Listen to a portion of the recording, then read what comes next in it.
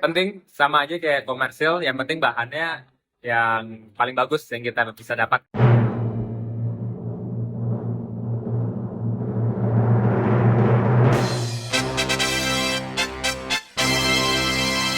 Eh, ada perbedaannya dengan Oh ini kopi barista biasa gitu? Apa ini udah bagus dicampurnya seperti apa sih? gimana tadi pertanyaan? Ya, untuk ini apa? Untuk membuat kopi ya dicampur susu seperti ini apa?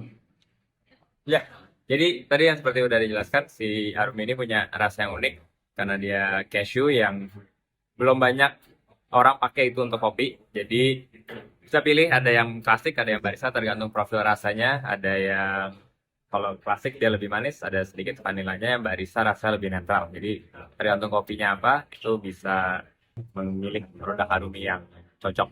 Kalau tips buat kopi mas, makan dengan menggunakan bahan-bahan yang memang ada di rumah itu tipsnya gimana sih? Sebenarnya yang penting sama aja kayak komersil, yang penting bahannya yang paling bagus yang kita bisa dapatkan gitu ya. Jadi nggak harus selalu mesinnya paling bagus atau apa, tapi bahannya sendiri harus bagus. Apakah itu kopinya, apakah itu susunya, apakah itu alat-alat atau ingredients-ingredients penunjang lainnya gitu. Kalau untuk beansnya mas, kira-kira rekomendasinya tuh untuk rumahan itu lebih ke Arabica atau Robusta mas? Tergantung selera, itu tergantung sukanya apa, tergantung dia mau rasanya lagi. Bisa butuh kafein lebih banyak ya, bisa butuh kafeinnya nggak terlalu banyak, bisa pakai yang Arabica. Terus kalau untuk susu itu memang lebih ke plant based atau memang yang ada rasa tersendiri mas untuk memberikan flavor dari si kopinya itu sendiri? Sebenarnya ada dua ya, ada fungsi dan ada hedonik gitu ya. Kalau fungsi kan misalnya lactose intolerant, tapi masih pengen ngopi yang ada seperti susunya. Jadi itu bisa pakai alternatif milk. Tapi selain itu juga bisa dari segi rasa. Kayak saya nggak lactose intolerant, tapi saya juga suka minum susu alternatif karena rasanya unik, beda dengan rasa susu sapi gitu. Bisa juga kombinasi keduanya antara fungsi dan hedonik gitu.